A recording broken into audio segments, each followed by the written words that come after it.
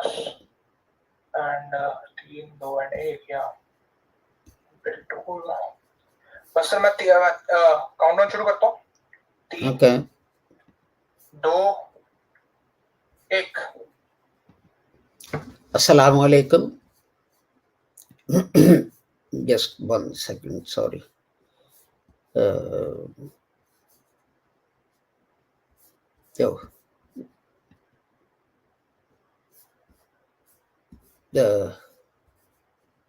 Sorry.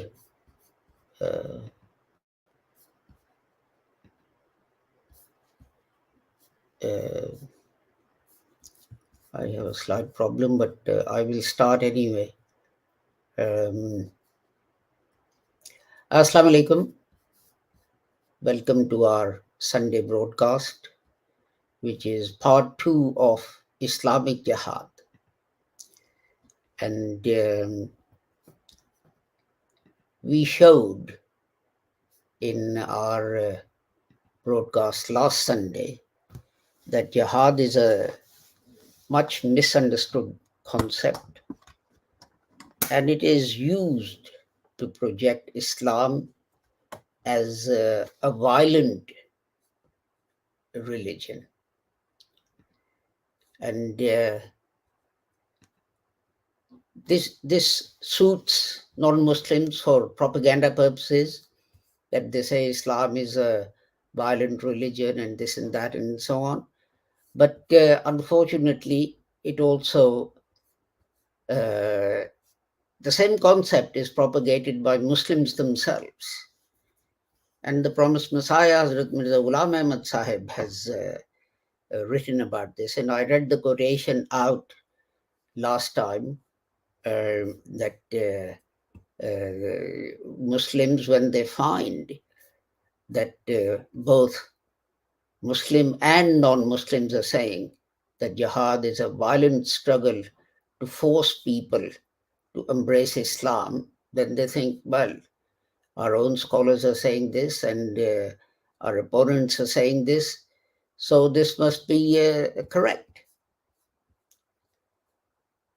But if you look at the Holy Quran, as we saw last time, that jihad is not what people say it is. The Holy Quran's verse says, permission to fight is given to those who are expelled. Permission to fight is given to those who are expelled from their homes without any reason. And the word used there is qital. And in another place, the Holy Quran makes a very good point, and that is that sometimes actually giving in to persecution is worse than actually taking up the sword to prevent that persecution. You see, what we have to remember is that Islam is not a pacifist religion. Our teaching is not, if someone slaps you on one side of your face, that you turn the other face, because all you're doing is encouraging the persecutor. And Islam teaches us to resist persecution. And when giving permission to fight, it says those who are expelled from their homes for no just cause, except that they say there is only one God. And in fact, the Holy Quran says that if God didn't expel one people by another people, all those places of worship where Allah's name is taken, notice the expression, all the places, and it then mentions mosques and synagogues and churches and so on, would have been pulled down. So how can Islam be said to be forcing its teachings on other people? Now you might say, well, this is the theory. Yes, this is not the theory, but this is proven by history. It's theory in so far as it's written in the Holy Quran. Let's look at where the Battle of Badr was fought, which was the first battle between Muslims and non-Muslims. Muslims at that time were in Medina, and the Battle of Badr was fought on the outskirts of Medina. What about Battle of Uhud?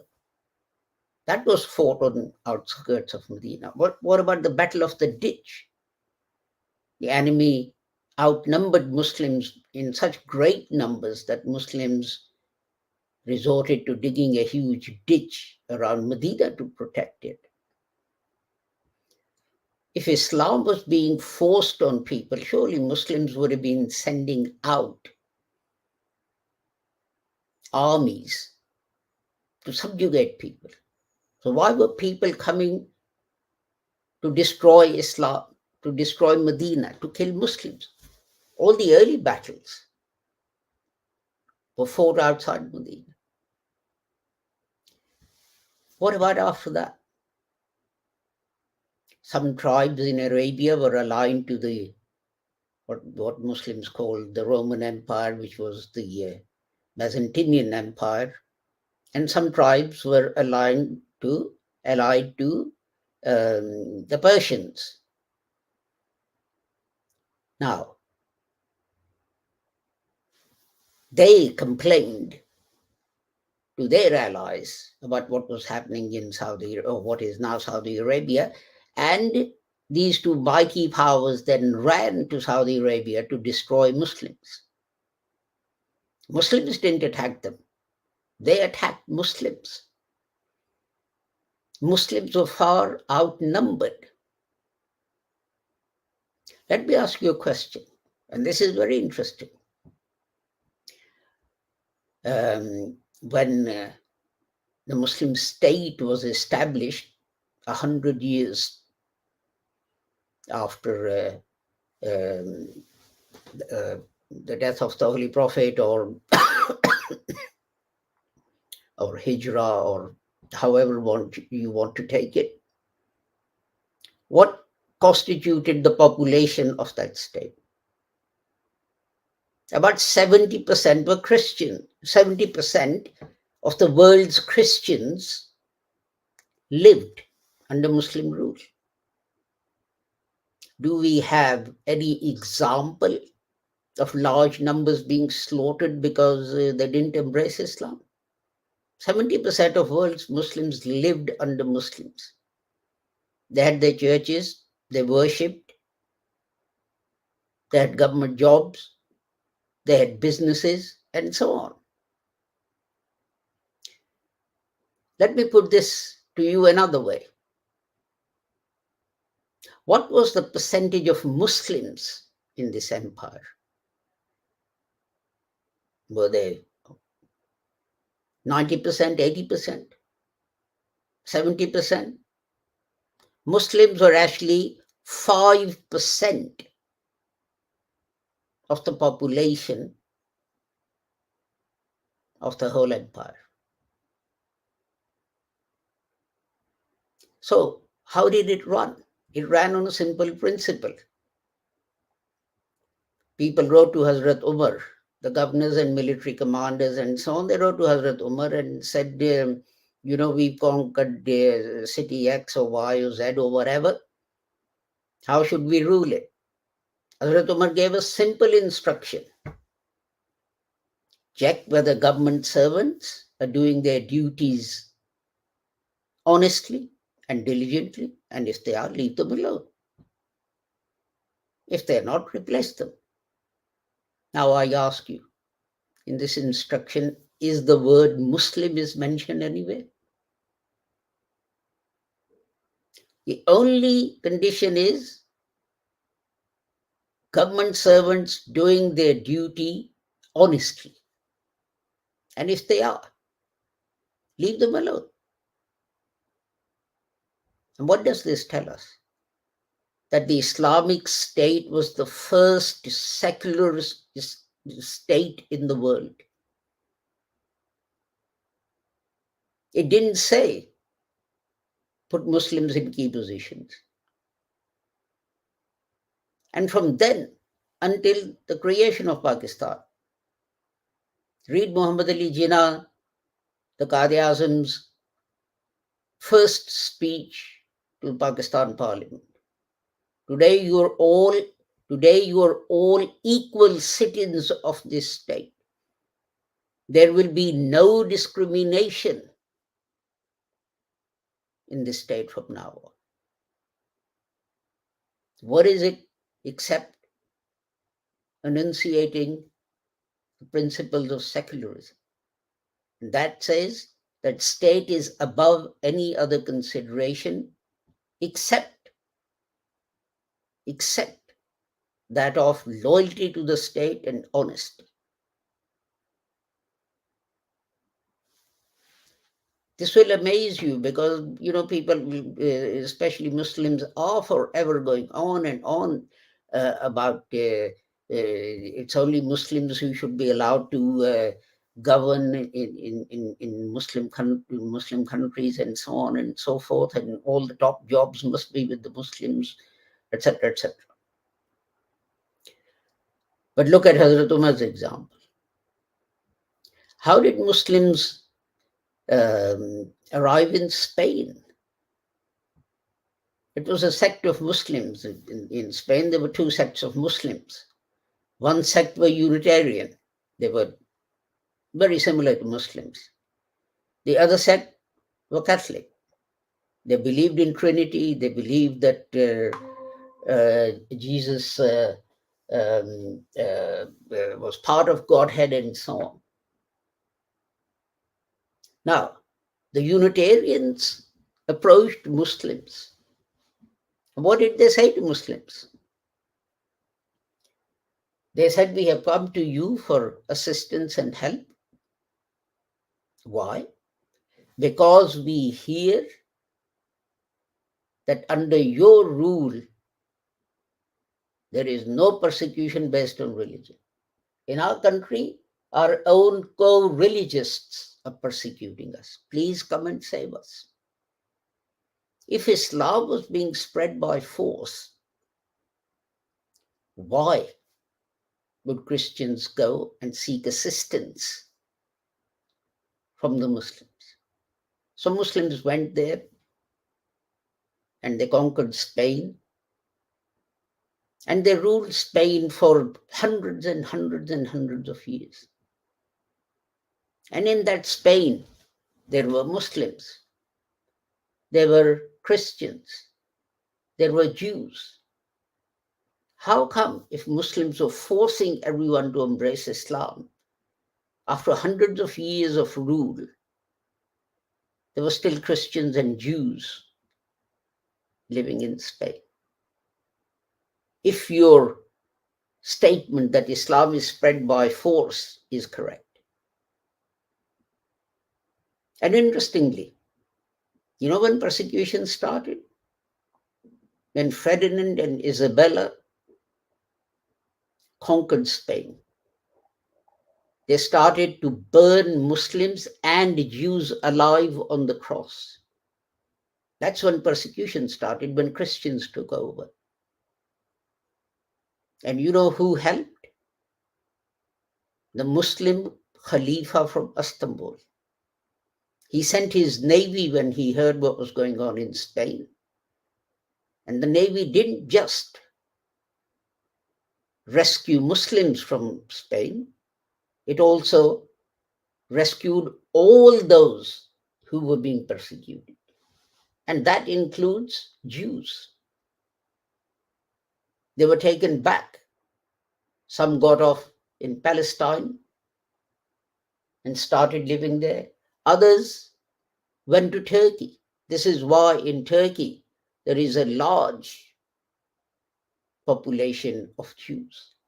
And there are synagogues and so on. Compare that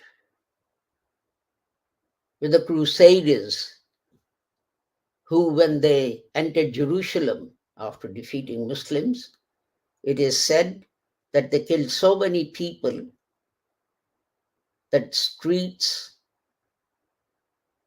ran with blood, and it was so deep that horses were buried up to their ankles in that blood. Yet, when Muslims first conquered Jerusalem and when they conquered it again, no blood was shed. In fact, Salahuddin told the Christians who wanted to leave Jerusalem that they were free to go, they will be given protection to leave, and they will be allowed to take as many of their possessions as they can get on horses and camels and so on. How did Muslims arrive in India? A peaceful Muslim cargo ship was attacked and its crew taken prisoners. And Muslims attacked to free those people. This is how Muslims attacked India. But the other interesting thing is, if Muslims are forcing people to embrace Islam, why was it that after hundreds and hundreds and hundreds of years of Muslim rule of different people, there was Khandani-Ulama, there was Mughals, there were lots of other people, that despite that, you still had a majority of Hindus? Surely, if the statement that Islam was spread by force is correct, all the Hindus should have been put to the sword. Now, let's look at the first Mughal emperor's last will and testament. He left his last will, and in that he advised his successor that you are ruler of all the people. Do not involve government in religion. Whether someone is, and he specifically says, it's not your problem whether someone is a Shia or is a Sunni, or whether someone is a Hindu or a Muslim. You are everyone's ruler. Deal with everyone justly. This is what Zahiruddin Babur told his successors. And this is why, as I said, after hundreds of years of Muslim rule, Muslims are still in a minority. People who embraced Islam in various places, they embraced Islam because they were impressed by the Muslims' conduct. Someone asked me that when our Jamaat, Ahmadiyya Anjuman Ishaq Islam, or Lahore Ahmadiyya movement started the propagation of Islam in the UK, people were embracing Islam in large numbers at the hands of our Imams. Why is that not happening now, that there are Muslims in tens of thousands in Europe and England and other Western countries? And I replied that you have answered your question in your question. The reason people are not embracing Islam is because there are tens of thousands of Muslims whose character is not such that it would impress anyone,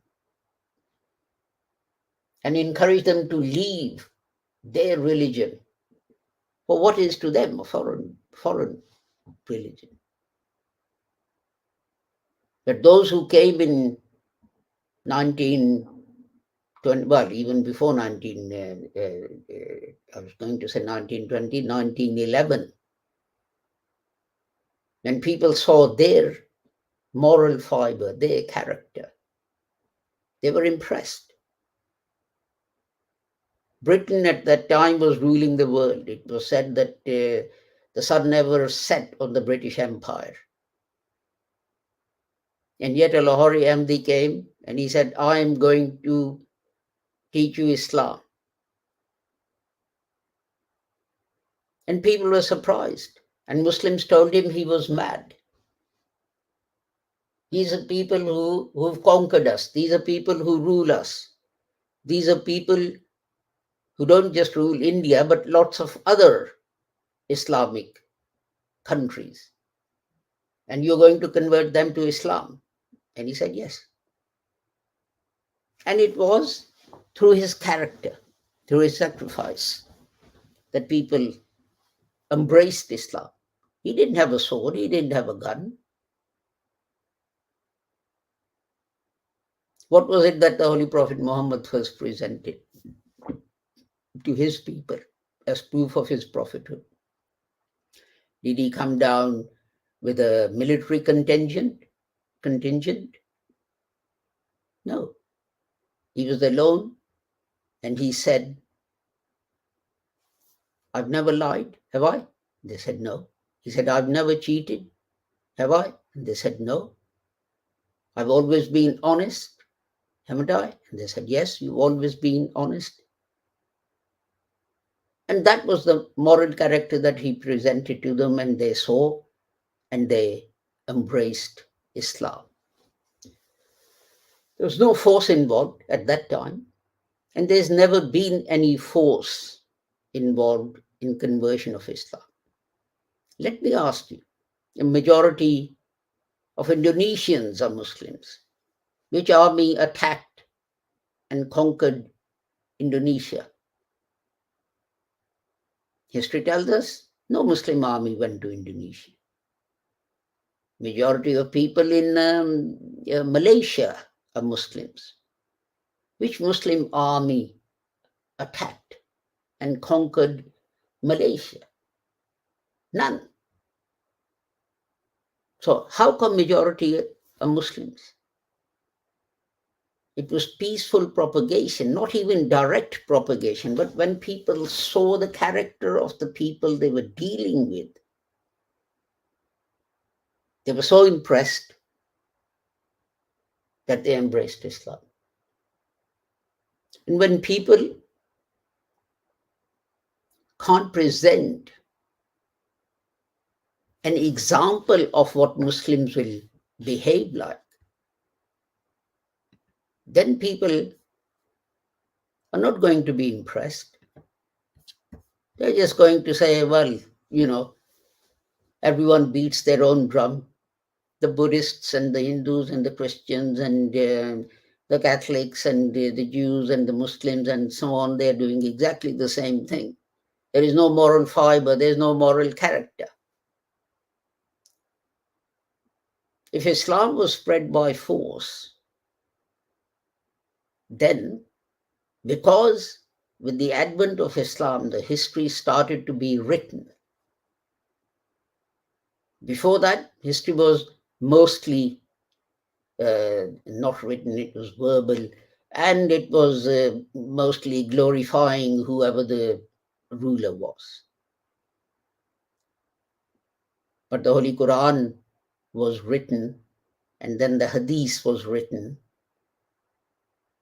and the history started to be written, not only written, but when that was the first instance that people actually checked and criticized instances of history to make sure that they were correct. And compilers of Hadith did this. And I'm saying this because I want to point out to you, written history came into being. So why don't we find in that written history tens of thousands or millions having been massacred by Muslims to get them, to force them to embrace Islam? There may be an odd incident of a massacre and so on. Most such events had some political element behind them. And people talk about Muslims forcing the Jews out of Medina. And that was such a terrible thing to do. Well, I ask you, what have the British done to Shamima Begum? A Bengali girl at the age of 14 or 15 or something. She listened to some extremist broadcast, got brainwashed, went to Turkey and then made her way down and joined, I think, ISIS or someone, and fought against the British. She was a British national. She had a British passport. What did the British government do? They deprived her of her British nationality and expelled her from UK, and she can never come back. 3 of her children have died due to lack of medical attention and medical care. And those children's grandparents are British, and they've tried to get the children into the UK. But the British government says, we don't care. No one points to that. If the Holy Prophet Muhammad does the same thing to the Jews,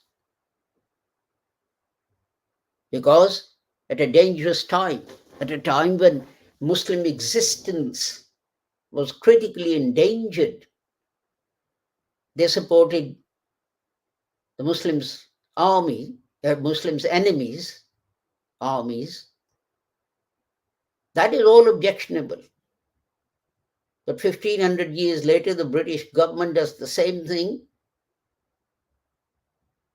to Shamima Begum, and there's no objection raised. Americans do the same thing to American citizens, and so on. You can mention hundreds of examples.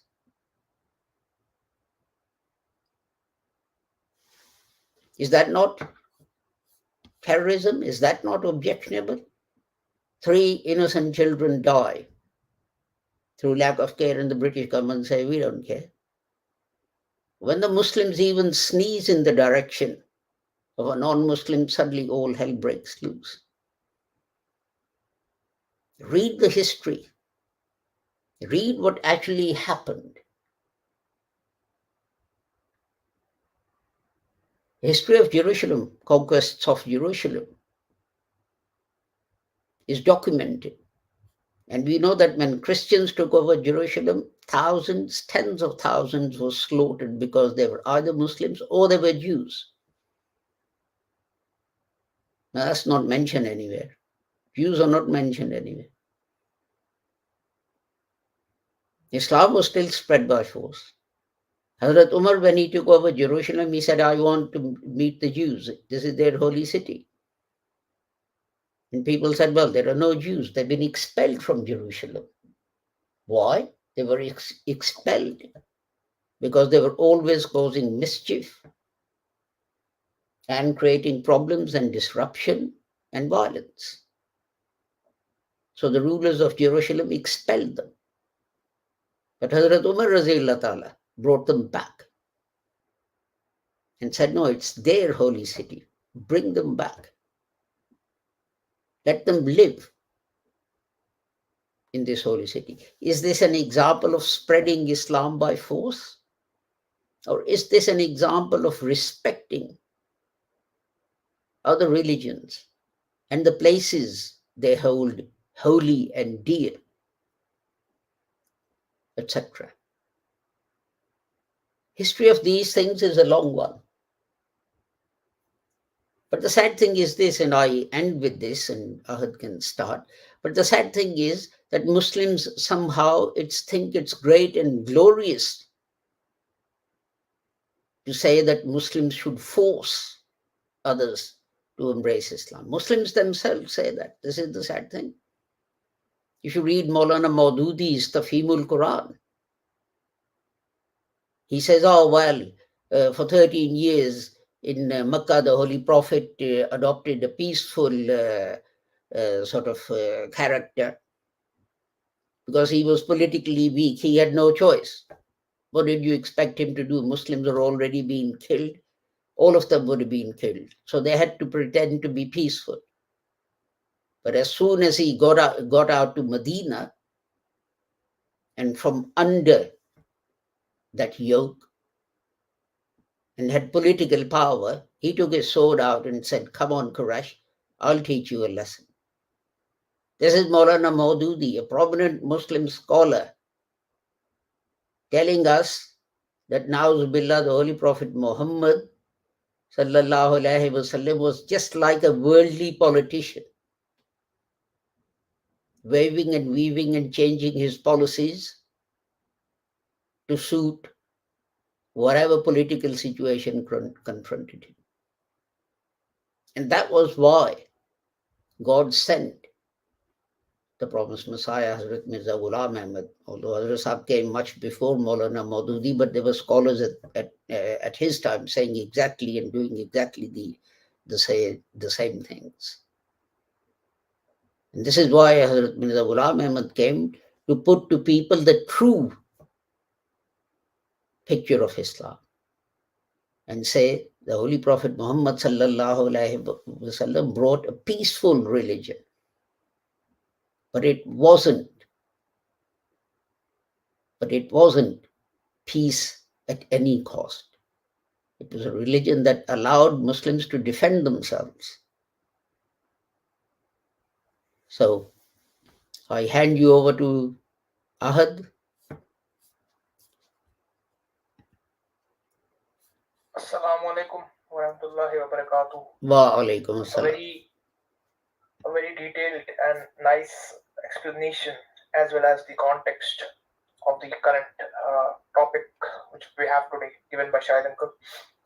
And yeah, I totally agree with it that, when their people, as the like the simple example you gave of the British, that incident, and simple example, like when they are doing that same thing, then the objection is like it's overruled. It's something like, okay, let it be.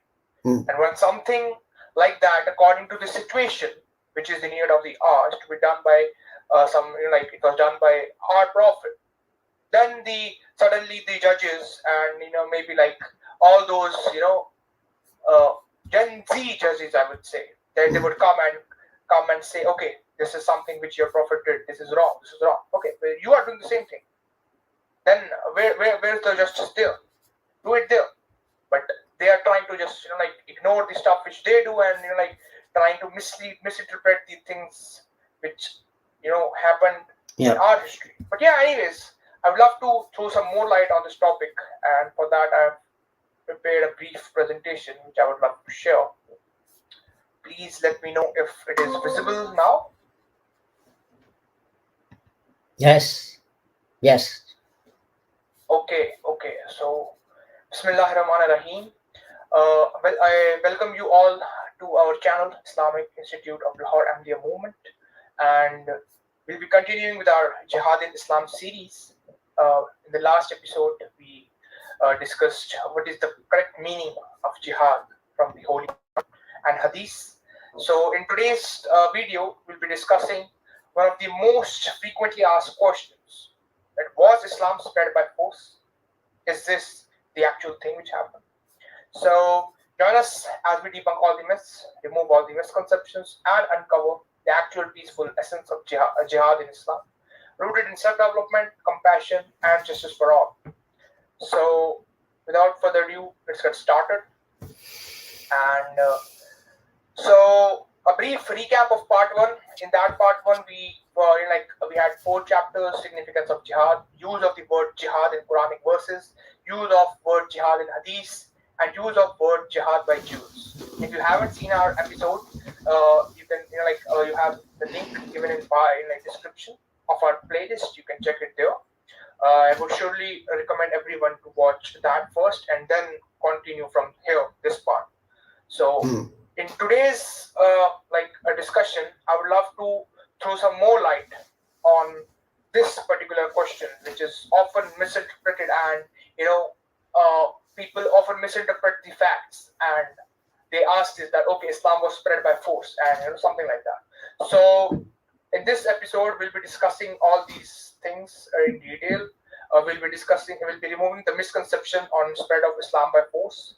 We'll be discussing the circumstances under which war was permitted. I'll also refute the misinterpreted so-called verse of the sword, and we'll also discuss what Islam says that when we shall cease the war, and also we'll get to know, and we'll also explore that Islam, Quran recommends peace. Okay, so there are other topics upcoming in the upcoming parts. We'll be discussing deeply, analyzing the hadiths on war under jihad, and the final part would be the directions relating to war, in which we'll also discuss that how Islam abolished slavery, and some other topics which are also part of this series, like jihad does not mean only war, its correct meaning proof from the Quran and Hadith, no punishment for apostasy proof from Quran and Hadith, and are Muslims commanded to force non-Muslims to accept Islam? All of these are already addressed in our previous Sunday broadcast episodes. You can easily check them out in the bio, like in the link, the description box. I'll provide the links to those. And let's get started with the part one, that is removing the misconception of was Islam spread by force. So, Bismillahirrahmanirrahim. Okay, so let me just quickly pick out my pen. Okay, the propagation of Islam, no doubt, is a religious duty of every true Muslim who must follow the example of Prophet. But the spread of Islam by force is a thing which have no trace, which can be found in the Quran. Very important. No trace of such a statement that spread of Islam by force is there in the Holy Quran. Yeah. On the other hand, the Holy Book lays down the opposite doctrine in clear words. La ikra fi din. There is no compulsion in religion. And the reason is added. The right way is clearly distinct from the error. This is the Holy Quran, chapter number 2, verse number 256. So, this verse was revealed after the permission for war had been given. And it is therefore certain that the permission to fight has no connection with the preaching of religion. Very important. Must note this. So, just a minute. Okay. That the Quran never taught such a doctrine, nor did Prophet ever think of it, is a fact which is now being gradually appreciated by the Western mind. After beginning his article on jihad with the statement that the spread of Islam by arms is a religious duty upon Muslims in general, D.B. MacDonald, the writer of the article in Encyclopedia of Islam, in a way questions the correctness of his own allegation by adding that there is nothing in the Quran. Very important. He himself writes this. There is nothing in the Quran to corroborate it, and that the idea was not present even to the mind of the Prophet. Now we'll read what he says. He writes in his book. You can check there. I've given the link as well here, as well as the original cutting. I'll read it from here only. This is Encyclopedia of Islam, volume number 2, page number 1042 of the book. Under the title Jihad, it's starting from D here. So please be aware if you open this book. So the spread of what he writes is this: the spread of Islam by arms is a religious duty upon Muslims in general. The main thing which he writes is that in the Meccan surahs of Quran, patience under attack is taught. No other attitude was possible. But at Medina, the right to repel attack appears, and gradually it became a prescribed duty to fight against the subdued hostile Meccans. Very important. Whether Muhammad himself recognized that his position implied steady and unprovoked war against the unbelieving world until it was subdued to Islam may be in doubt. Very important. The traditions are explicit on this point, but the Quranic passages speak always of the unbelievers who are subdued as dangerous or faithless. Okay, so this was something which he has written in his own book. Okay, so here is a clear confession that the Quran does not enjoin the waging of war against all the unbelievers so as to subdue them to Islam, nor was the idea present in the mind of the Prophet. The logical consequence of this confession is that genuine traditions cannot inculcate such a doctrine. For tradition, hadith reports the saying of the Prophet. And if the Quran and the Prophet never taught such a doctrine, how could it be said that how could it be said to be the religious duty of Muslims? There is obviously a struggle here in the writer's mind between the preconceived ideas and the actual knowledge of facts. So let's move ahead to our chapter number 2, which is the circumstances under which war was permitted. The refuting the misinterpreted Quranic verses. Very important section. It is a misstatement of facts to say that patience under attack was taught at Makkah because there was no other alternative, and that the right to repel attack came at Medina. Very important. This is something which we don't agree with. Why? I'll tell you that. The attitude was no doubt changed, but that change was due to the change of circumstances. At Makkah, there was individual persecution and patience was taught. If the conditions had remained same at Medina, the Muslim attitude would have been the same. But the individual persecution could no more be resorted to by the Quraysh of Makkah, as the Muslims were living out of their reach. This very circumstance fanned the fire of their wrath, and they now planned the extinction of Muslims as a nation. Very important. The sword was taken up to annihilate the Muslim community or to compel it to return to unbelief. Very important. This was being done by the unbelievers or the non-Muslims. The sword was taken up by them to annihilate the Muslim community or to compel it to return to unbelief. That was the challenge thrown at them, and the Prophet had to meet it. The Quran bears the clear testimony to it. The earliest permission to repel attack is conveyed in the words which show that the enemy had already taken up the sword or decided to do so. How I say this? Let me quote the Quranic verse as well. So this is chapter number 22, verse number 39 and 40. What is written? Let's read. The permission to fight is given to those on whom war is made, because they are oppressed. Point number 1.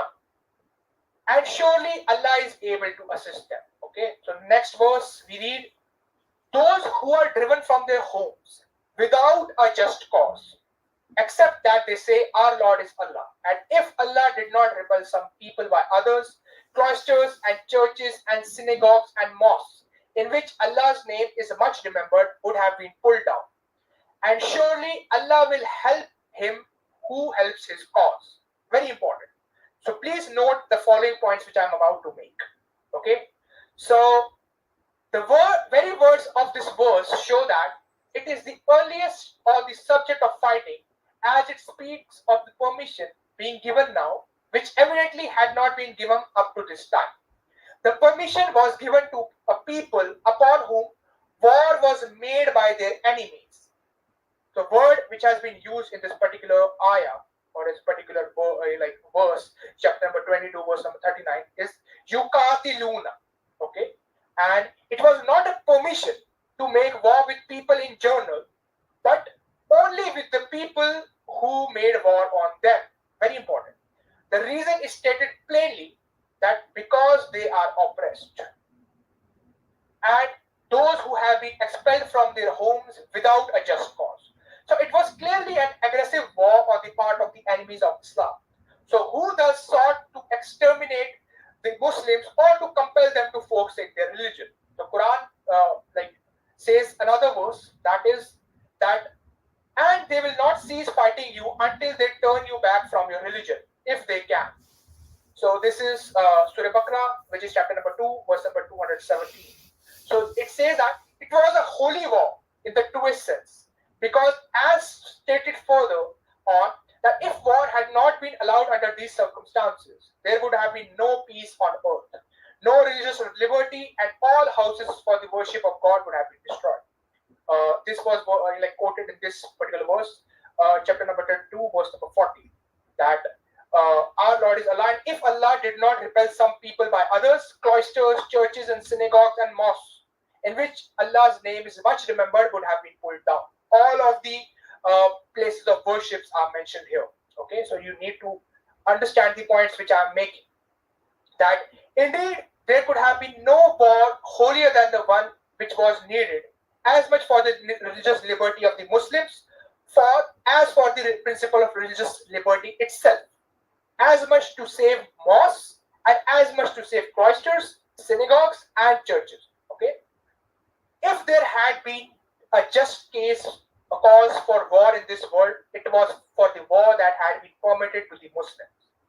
And undoubtedly, war with such pure motives was a jihad, a struggle carried on simply with the object that truth may prosper and that freedom of conscience may be maintained. Okay, so the second verse, giving to the Muslim permission to fight, runs as follows. What is the verse? Chapter number 2, verse number 190, which says, "And fight in the way of Allah against those who fight against you, and be not aggressive." Very important. And be not aggressive. Surely Allah loves not the aggressors. Okay. So from this verse, please note some important points. That here again the condition is plainly laid down that the Muslim shall not be the first to attack. Very important. The Muslims shall not be the first to attack, and they had the duty to fight it, which like they had to fight it had now become a duty, but only against those who fought against them. Very important. Aggression was expressly prohibited, as you have seen here. It is mentioned in this verse, "Be not aggressive. Surely Allah loves not the aggressors." Chapter number 2, verse number 190. And this fighting in self-defense is called fighting in the way of Allah, or fi sabilillah, because fighting in defense is the noblest and justest of all causes. It was the divine, it, it was the cause divine, because if the Muslims had not fought, they would have been swept out of existence. Obviously, we have mentioned the reasons above, and there would have been none to establish the divine unity on earth. And very important things which we must also note is that these were the very words in which the Prophet Muhammad ﷺ prayed in the field of Badr. That is, "O Allah, I beseech thee to fulfill thy covenant and thy promise. O Allah, if you will otherwise, you will not be worshipped anymore." So this is in this particular hadith which is being quoted here, Sahih Bukhari 21915, book number 6, hadith number 128. Link of this particular hadith will be given in description. You can check it from there, those who have to cross-verify. And the words "fi sabilillah" are misinterpreted by most European writers as the meaning the propagation of Islam, which is not the correct word. Nothing could be farther from truth. The Muslims were not fighting to force Islam on others. Rather, they were being fought to force them to renounce. Rather, they were being fought to force them to renounce Islam, as shown in the verse quoted above. The Muslims were being forced that they should renounce Islam, and they were, oppressed by others. That is already being quoted above. What a travesty of facts to say that war was undertaken by Muslims for the propagation of Islam. Now, please listen very carefully. The following points which I am trying to refute. These are some common verses from chapter number 9, which is Surah At-Tawbah of the Holy Quran. Some refutations, some correct interpretations of those verses which people often misinterpret, especially whenever they are discussing the topics like jihad. So let's delve into them deeply. Okay. So it is sometimes asserted that these injunctions related to defensive fighting were abrogated by a later revelation in chapter 9 At-Tawbah. Okay. Yet anyone who reads that chapter cannot fail to note that it does not make the slightest change in the principles laid down in the earlier verses. Fighting with idolaters is enjoined in the 9th chapter, but not with all of them. Very important. Let's see who. In the very first verse of the chapter 9 of the Holy Quran, the declaration of immunity is directed towards only those of the idolaters with whom you made an agreement. Not all the idolaters, and even in their case, an exception is made. Let's check the verse. That is chapter number 9, verse number 4. What does it say? Except those of the idolaters with whom you made an agreement. then they have not failed you in anything and have not backed up anyone against you. So fulfill their agreement to the end of their terms, for Allah loves those who keep their duty. Very important. So this shows that there were some idolatrous tribes on friendly terms with Muslims, and the Muslims were not allowed to fight with them. Very important. And it was only the hostile tribes who broke their agreements and attacked the Muslims that were to be fought against. Even the individual idolaters, even if belonging to hostile tribes, could still have safety. Very important. If they wanted to inquire about Islam and were given a safe conduct back home, even if they did not accept Islam. Now, this is not me saying it, we have another Quran verse which approves this. Where? Chapter number 9, verse number 6. And if any of the idolaters seek protection by thee, protect him till he hears the word of Allah and convey him to his place of safety. Very important. This is because they are a people who know not. Okay? The idolater who stood in the need of protection evidently belonged to a hostile tribe, because the friendly tribes, being in alliance with the Muslims, had no need of seeking protection, which is obvious, or because of the Muslim government. Thus, even a hostile idolater was sent back safely to his own tribe and not molested in any way, as the other words of the verse show. As I already read that even if any of the idolaters seek protection by thee, protect him till he hears the word of Allah and convey him to his place of safety. This is because they are a people who know not. Chapter number 9, verse number 6. Very important. So the idolaters with whom fighting was enjoined were those who had violated the treaties and were foremost in attacking Muslims, as the words of the Quran show. Chapter number 9, verse number 8. If they prevail against you, they respect neither ties of relationship nor of covenant in your case. Okay? And another verse, chapter number 9, verse number 13. Will you fight not a people who broke their oaths and aimed at the expulsion of the messenger, and they attacked you first? Very important. So what we understand from these verses, that chapter 9, which is supposed to abrogate the earlier verses, still speaks of fighting only against these idolaters who attacked you first, which we just learned from this particular verse, chapter number 9, verse 13. And this is the very condition which was laid down in earlier verses, which we read above, chapter number 2, verse number 190. Okay, so this was the particular chapter in which we read about that. What were the correct circumstances under which the war was permitted for Muslims? And in this, we also refuted the often misinterpreted verses of the Holy Quran.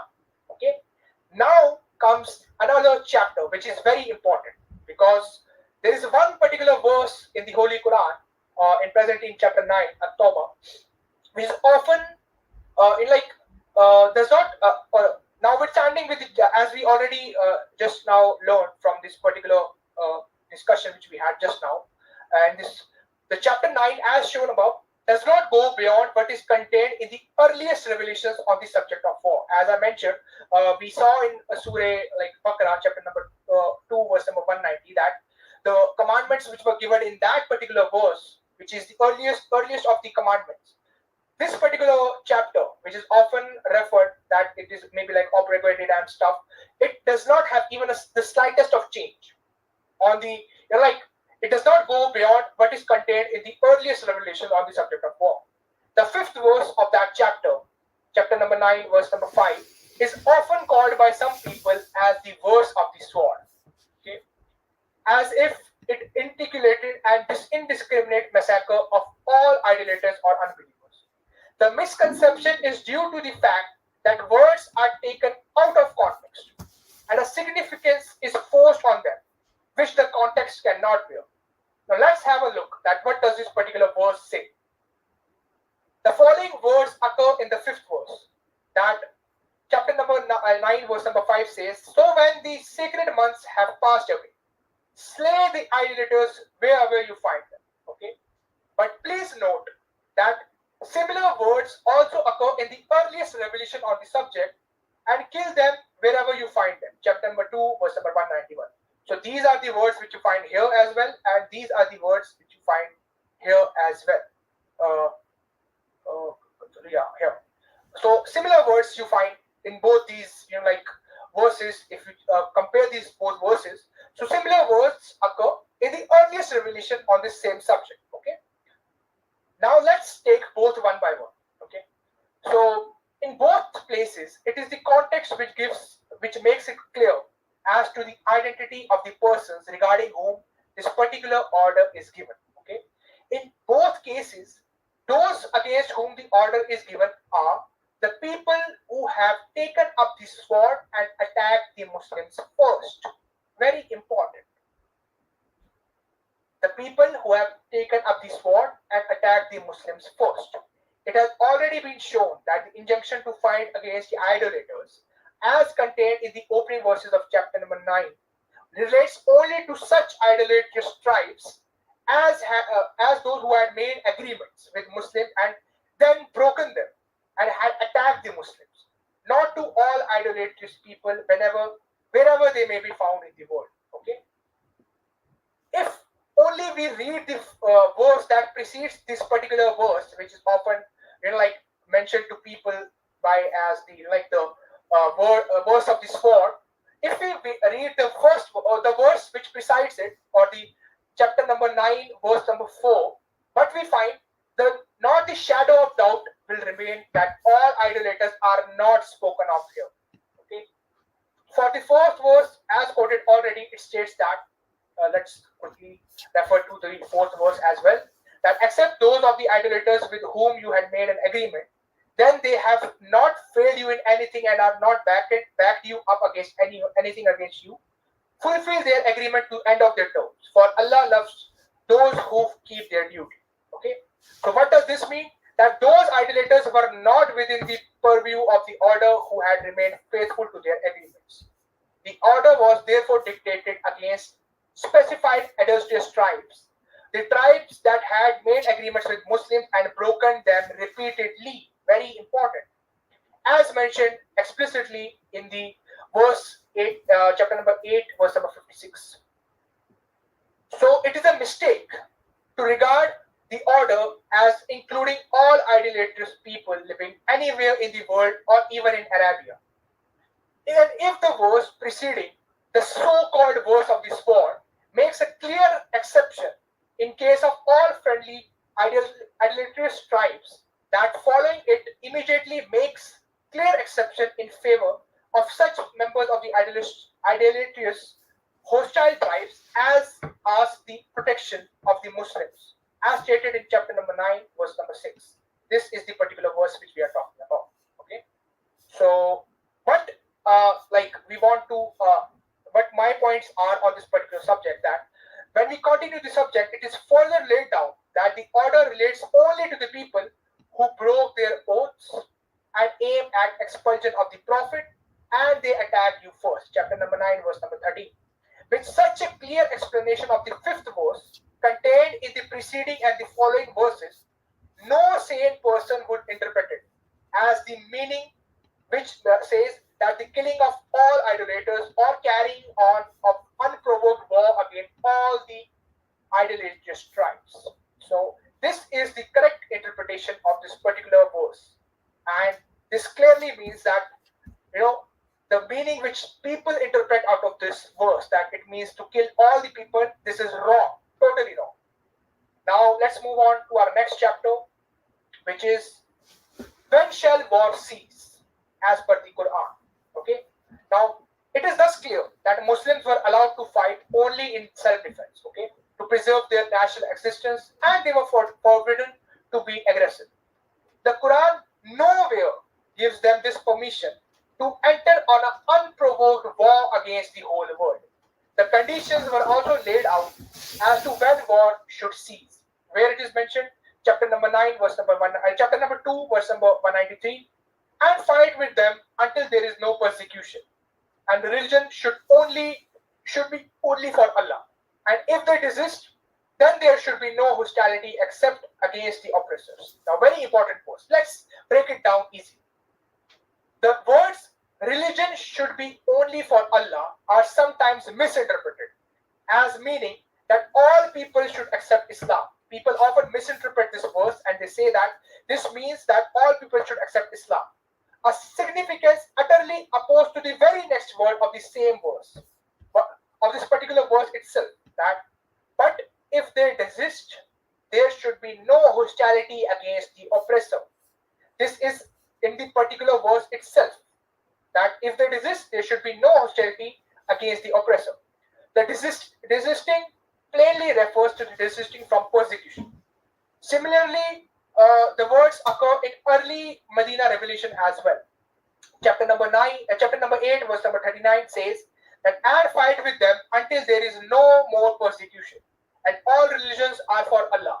But if they desist, then surely Allah sees what they do.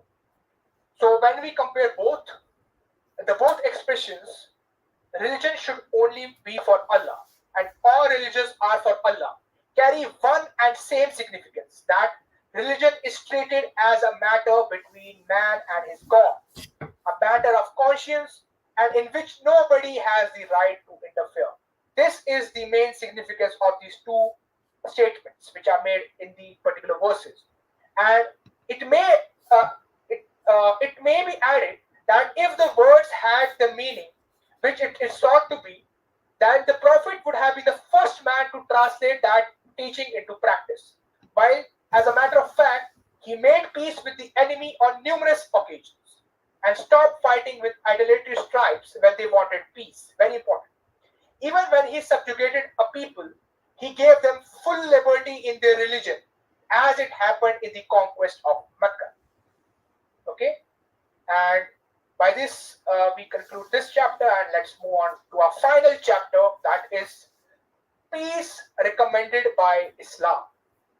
It is thus clear that Muslims were allowed to fight only in self-defense to preserve their national existence, and they were forbidden to be aggressive. Quran nowhere gives them the permission to enter on unprovoked war against the whole world. Okay, as we have already seen these verses, that chapter number 8, verse number 61-62, it mentions that if they had inclined to peace, incline thou also to it, and trust in Allah. Surely He is the hearer, the knower. And if they intend to deceive thee, then surely Allah is sufficient for you. Okay. So please note that it should be noted that peace here is recommended, even though the enemy's sincerity may be doubtful. Very important. It is mentioned in this particular verse. You can check it for yourself, all those who would like to cross-check. Chapter number 8, verse number 61 and 62. It is clearly written that if they incline to peace, you also incline to it, and trust in Allah. Surely Allah is the hearer, the knower.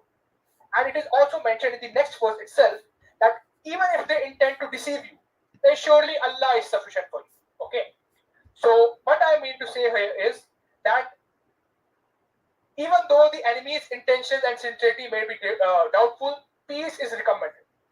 And there were reasons to doubt the good intentions of the enemy of Arab tribes, as the Arab tribes did not attach much value to their treaty agreements.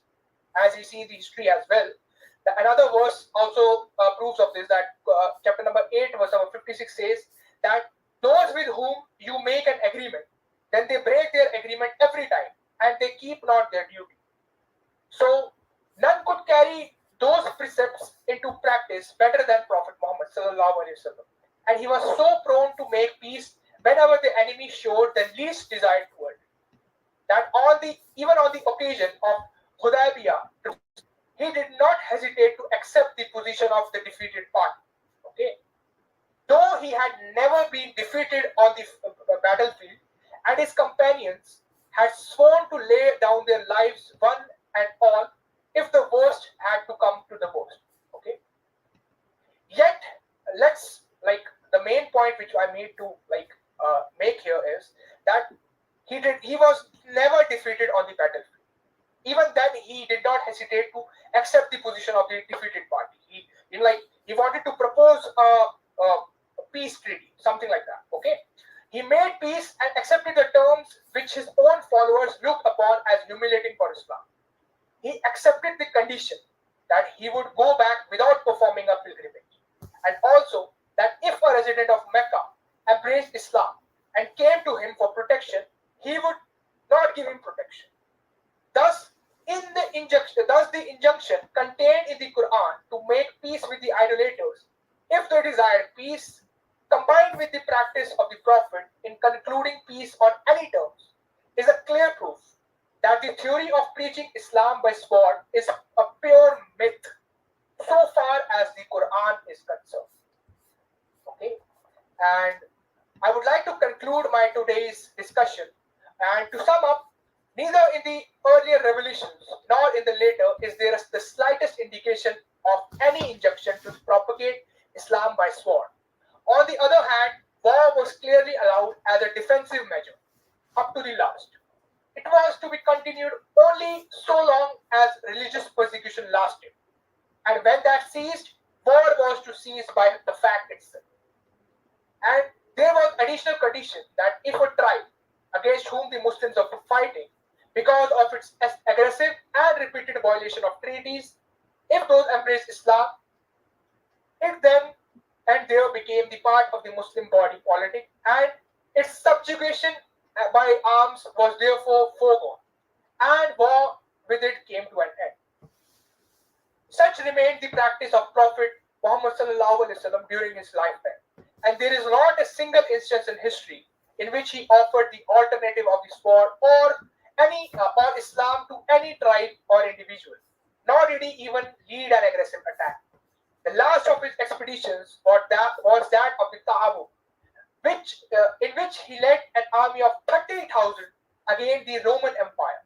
But when he found, on reaching the frontier, after a very long and tedious journey, that the Romans did not contemplate an offensive, he returned without attacking them. Very important. His action on this occasion also throw light on the fact that the permission to fight against Christians contained in the chapter number 9, verse number 29, was also subject to the condition laid down in chapter number 2, verse number 190, that the Muslims should not be aggressive in war. So by this, I conclude my discussion. And as I mentioned, in the upcoming parts, we would love to discuss in detail, since this series is particularly dealing everything in detail. So we'll be discussing all the things which revolve around the hadiths on war under jihad, and then we'll be discussing the directions relating to war and how Islam abolished slavery. And as I already mentioned, we have already discussed some topics which are also part of the series, that jihad does not mean only war. Its meaning proved from Quran and Hadith. No punishment for apostasy proved from Quran and Hadith. Are Muslims commanded to force non-Muslims to accept Islam? All these topics are also part of this series, but they have already been mentioned and already been discussed in detail in our previous episodes. So I would love to recommend this to you, that please check out those episodes as well, so that you can get the complete context and you can understand it deeply, that Islam does not allow converting people, or forcing people to accept Islam by force. And by jihad, it does not mean to kill anyone who is a non-Muslim. We have proved that as well in the verses which I quoted above. And final point which we explained and which we concluded from our discussions, that jihad was only allowed, war was only allowed for a particular reason, and that was self-defense for Muslims. Muslims have never done something which is in attack, or they have never been aggressive towards something. They were always in defense of the oppression which was done on them. And that's what Islam, Quran and Hadith teaches us about jihad, war, and everything which is related to this particular topic. We also refuted the misinterpretations which are given by non-Muslims to misinterpret the meaning of jihad. I hope our small discussion which we had today helps you to better understand and clarify all those doubts which you had in mind regarding this particular topic. So by this, I conclude my discussion. Jazakallah khair. I apologize to our listeners. We said this will be 1 hour, and it's already 1 hour and 10 minutes. So I apologize for that. We'll try and keep our broadcasts to 1 hour. In fact, even 1 hour is too long. We should try and make them much shorter. Um, but I just want to make two quick points. Number one, if it was a Muslim's duty to force people to embrace Islam, then Quran wouldn't say that it's the Muslim's duty to protect synagogues and churches and all other places of worship. Number one. The second point I want to make is that Muslims should realize how dangerous the theory of abrogation is, because that can be used to uh, justify anything. Oh, that verse says, don't drink. Oh, it's been abrogated by something else. You can use this theory to undermine the whole doctrine of Islam. The question arises, didn't God know what he was revealing, what guidance he was revealing, if he then, a few months later, had to go and abrogate it?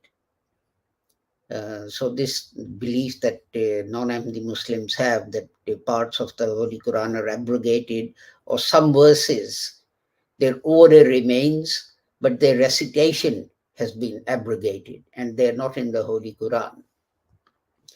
All these theories were conclusively refuted by Hazrat Maulana Muhammad Ali Sahib, and shown that these were political theories simply to justify un-Islamic things that Muslim leaders, kings wanted to do, and the scholars were under pressure to justify their un-Islamic deeds. Apologies again for the length of the lecture, and I hope you found it useful nevertheless. And until we meet again, I take my leave of you with the prayer that whoever you are and wherever you may be, may Allah keep the whole of humanity safe and sound, and free from harm, regardless of people's religion or sect or caste or creed or color. Assalamu alaikum, Khuda Hafiz, and goodbye.